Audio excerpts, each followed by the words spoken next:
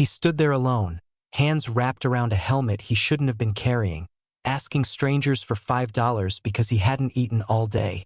But the moment he whispered whose helmet it was, everything changed. This is how a hungry kid walked into the wrong place at the right time and reopened a wound a whole club thought had already healed. The door to Crow Hollow Riders didn't creak when Jamie pushed it open. It groaned, like it was annoyed at being disturbed. Inside, the air smelled like motor oil, leather, and something cooking in a back room that made his stomach twist with hunger. 3 men sat around a scarred wooden table playing cards. 2 more leaned against a workbench mid-conversation. They all stopped when they saw him. Jamie wasn't sure what he expected. Maybe laughter, maybe anger. What he got was silence, which somehow felt worse. He stepped forward, holding the helmet in both hands like an offering. The thing was too big for him, scuffed black with a faded Steel Pines decal peeling off the back.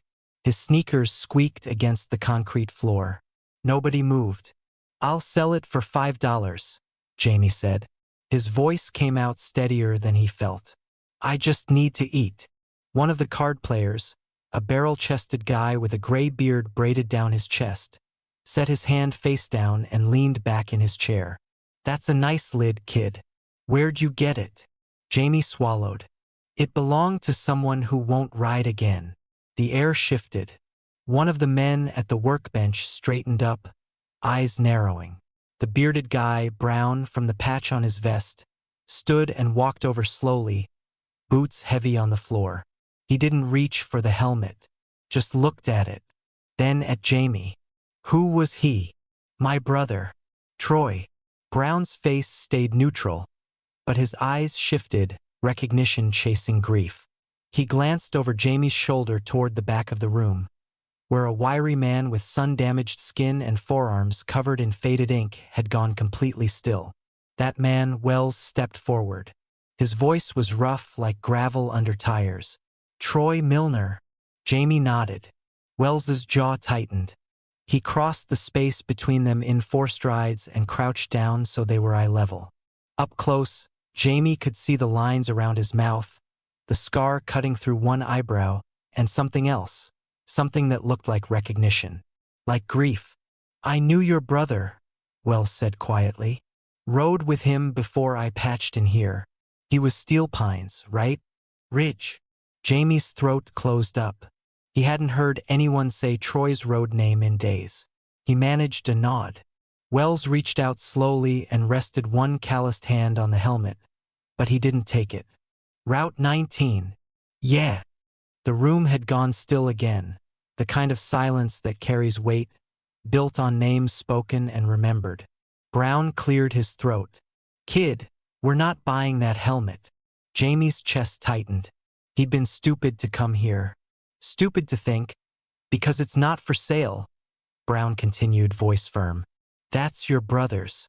You keep it." "I can't," Jamie said, and hated how his voice cracked.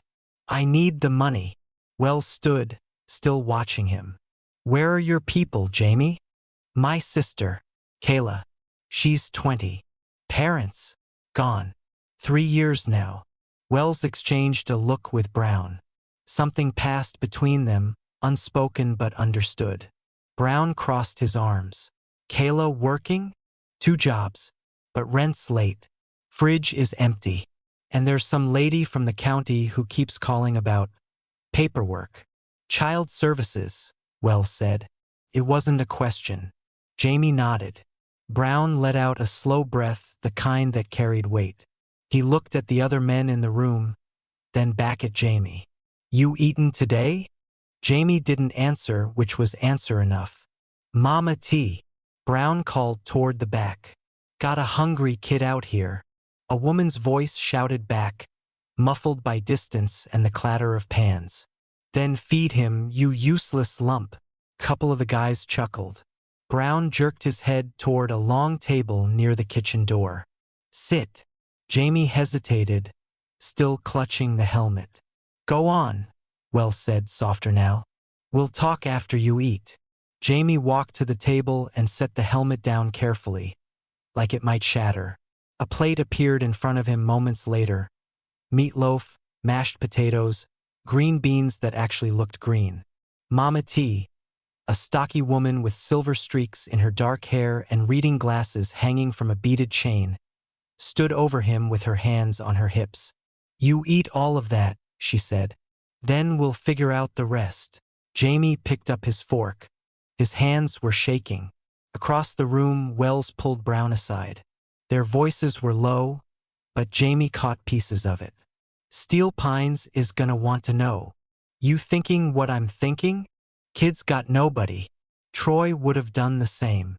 Brown nodded slowly, then louder, so the whole room could hear. "Anybody got a problem helping out Ridge's little brother?" Silence. Then one by one, heads shook. Someone muttered, "Not a chance."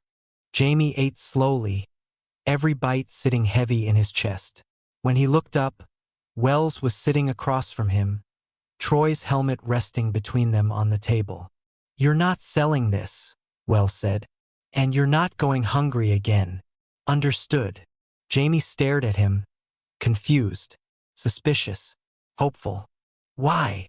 Wells leaned back, arms crossed. "Because your brother never let anyone eat alone. And neither do we." Jamie felt something loosen in his chest, a weight shifting, finally shared, like standing on ground that wouldn't collapse the moment he moved. Jamie showed up at the clubhouse the next afternoon without being told to. He stood outside for 5 minutes before walking in, hands shoved deep in his hoodie pockets.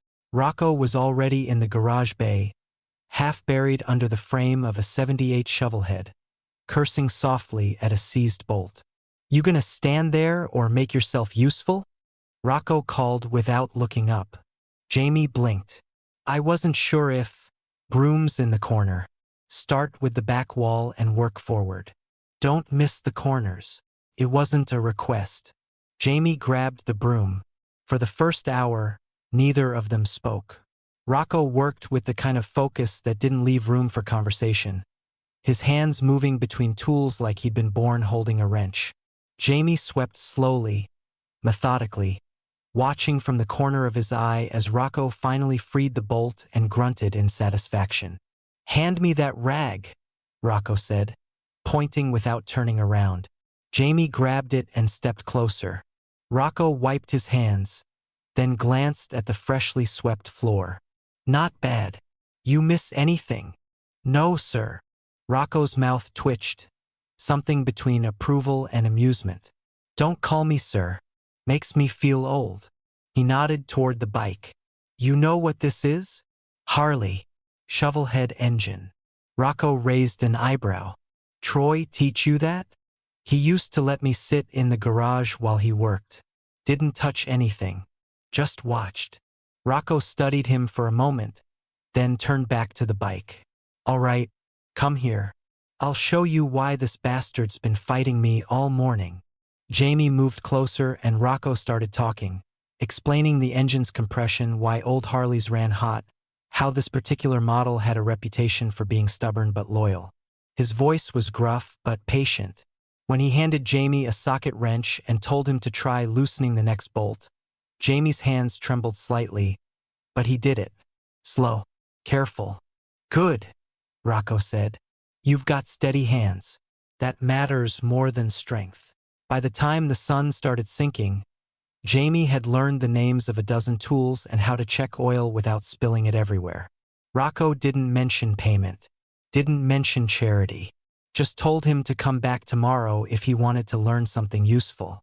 Jamie walked out of the garage and nearly collided with a younger guy carrying a six-pack toward the main room. The guy stopped, looked down at him, and his expression shifted, recognition settling into something warmer. "You're Ridge's brother," he said. Jamie nodded. "I'm Fletch." He shifted the six-pack to one hand and extended the other. Jamie shook it. Fletch's grip was firm but not aggressive. "Heard what happened. I'm sorry, man. Troy was solid." "You knew him?" "Met him once at a cross-club run. He pulled over when my chain snapped, helped me fix it in the rain." "Didn't have to." Fletch tilted his head toward the main room. You sticking around? I don't know. Maybe. Fletch nodded slowly. I was in foster care until I was 17. Aged out with nowhere to go. This place took me in when nobody else would. He paused, then added quietly, it's not a handout. It's family. But you gotta let it be. Jamie didn't know what to say. Fletch clapped him on the shoulder and walked past. Jamie stood in the doorway, chest tight with something he couldn't name yet. Too big to be gratitude. Too raw to be hope. Across town, Kayla was 3 hours into her diner shift when Mama T walked in. She sat at the counter, ordered coffee, and didn't leave until Kayla's break. When Kayla finally sat down, exhausted and wary, Mama T slid a business card across the table. Legal aid, Mama T said simply. They do guardianship cases. Pro bono if you qualify. Kayla stared at the card. I can't afford. Did I say anything about money? Mama T's tone carried an edge, but her eyes stayed kind. You're 20 years old trying to raise a kid on 2 part-time jobs while the state's breathing down your neck. You think you're the first person who needed help. Kayla's jaw tightened. I don't take charity. Good, because I'm not offering it. Mama T leaned forward. I'm offering you a phone number and a hot meal tomorrow night at the clubhouse. You come by, we'll sit down with someone who actually knows how this system works. After that, it's your choice. Kayla looked at the card, then at Mama T. Why? Because your brother-in-law rode with people who don't forget. And because Jamie walked into our place trying to sell his grief for $5. That's not happening on my watch. Mama T stood, dropped a 10 on the counter for the coffee, and headed for the door. She paused at the threshold. 7 o'clock tomorrow. Don't make me come drag you. The next evening, Kayla walked into the clubhouse with her shoulders tense and her guard up. Mama T met her at the door, handed her a plate of lasagna, and introduced her to a woman named Ruth, a lawyer with kind eyes and a briefcase full of paperwork. They sat at a corner table while the clubhouse hummed with low conversation around them. Ruth explained emergency guardianship, temporary custody orders, and what Kayla needed to file to keep the state from splitting her and Jamie up. She walked her through every form, every signature, every piece of documentation they'd need. Kayla's hands shook as she signed her name over and over, but Ruth's voice stayed calm and steady. You're doing the right thing, Ruth said, and you're not doing it alone. When Kayla looked up, Mama T was refilling her coffee without asking. Across the room, Jamie sat next to Fletch at the bar, the two of them talking quietly. Fletch said something that made Jamie almost smile, just a flicker, but it was there. Kayla's throat tightened. She turned back to Ruth. What do I owe you? Nothing, Ruth said. Mama T already covered my time with the best pot roast I've had in years. Kayla blinked, then looked at Mama T, who just shrugged. You'll pay it forward someday. That's how this works. By the time Kayla and Jamie left that night, the guardianship paperwork was filed and a court date was set. Kayla's lungs finally expanded fully, oxygen reaching places that had been locked tight for weeks. Jamie fell asleep in the passenger seat on the way home, his head against the window, still smelling faintly of motor oil. He was still holding Troy's helmet in his lap. Wells made the call on a Wednesday night, standing outside the clubhouse with his phone pressed to his ear and a cigarette burning down between his fingers. The voice on the other end belonged to Tuck, Steel Pine's road captain, a man Wells hadn't spoken to in 3 years, not since the transfer that came with its own baggage and bruised pride. We ride for Ridge this Saturday, Wells said, no preamble. His kid brother's here. Thought you'd want to know. Silence stretched between them, loaded with 3 years of distance. Then Tuck's voice came through, rough but certain. We'll be there. What time? Noon. Route 19. We'll meet at the mile marker. Wells. Tuck's tone shifted. It's been a while. I know. This changes things. Yeah, Wells said quietly. It does. Saturday morning came cold and sharp. the kind that made asphalt glitter and engines echo off storefronts. Jamie stood in the Crow Hollow parking lot wearing jeans that actually fit. Mama T had taken him shopping 2 days prior, ignoring his protests, and Troy's old riding vest, altered by one of the club's old ladies to sit properly on his narrower shoulders. The steel pines patch had been left untouched on the back, a mark of respect that nobody questioned. Fletch walked over and handed him a pair of gloves. "You're gonna want these. Gets cold on the back of a bike at speed." Jamie took them, his fingers tracing the worn leather. "I've never been on a ride like this before. Nobody has their first memorial ride and comes out the same," Fletch said. "Breathe through it. And if you crack, that's allowed. Every single one of us has." Wells appeared beside them, helmet under one arm. He looked at Jamie, then at the vest, and something softened in his expression. "You ready?" Jamie nodded, though his stomach was a knot of nerves and something bigger he couldn't name. "Troy's helmet stays strapped to the sissy bar," Wells said. "That's how we carry the ones who can't ride with us anymore. You good with that?"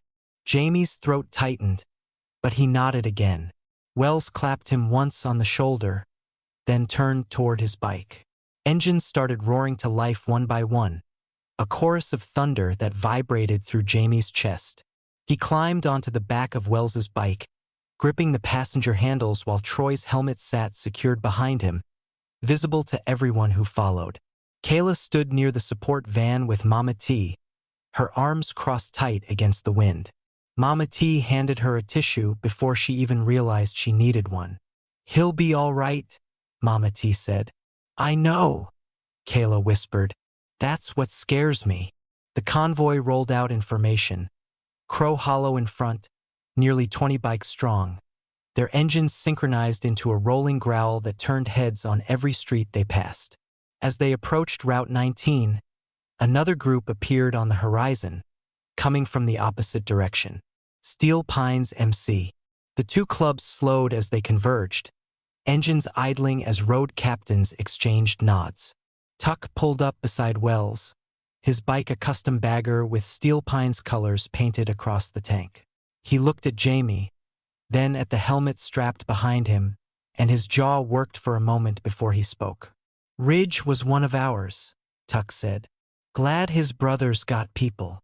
Wells nodded. "He does now." The combined group merged into a single procession, a wall of chrome and leather that stretched the length of 2 football fields. They rode in silence, no music, no revving, just the steady hum of engines and the wind cutting past. When they reached the mile marker where Troy had gone down, Wells slowed and pulled to the shoulder. One by one, the other bikes followed, lining the roadside like sentinels. Jamie climbed off, his legs shaky, and stared at the stretch of asphalt that looked no different from any other piece of road. But Fletch was beside him, and Brown was there too, and suddenly the whole procession had formed a loose circle around the spot. Tuck stepped forward holding a bottle of whiskey. He poured a measure onto the gravel, the liquid darkening the dirt. "To Troy Ridge Milner, brother, rider, the kind of man who stopped for strangers and never rode past someone in need." "To Ridge," the crowd echoed, voices low and reverent. One by one, riders came forward. Some laid flowers. Others poured liquor or left small tokens, coins, patches, photographs. A Steel Pines member placed a wrench at the base of the marker, explaining quietly that Troy once lent him tools and never asked for them back. Fletch leaned close to Jamie. "You want to say anything?" Jamie shook his head. Words felt too small. Instead, he walked forward and knelt at the marker, pressing one palm flat against the cold ground. He stayed there for a long moment, eyes closed, letting the rumble of idling engines wash over him like a wave. When he stood, Wells was waiting.